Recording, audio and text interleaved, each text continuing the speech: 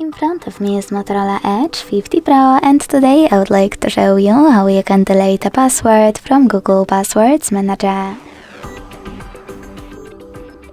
Begin by opening Settings and scrolling down to access Passwords and Accounts.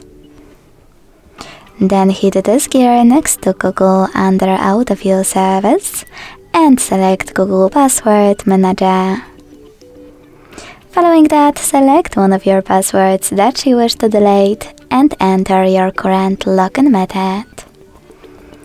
Then hit the Delete button next to the Edit one and confirm your choice in the pop-up.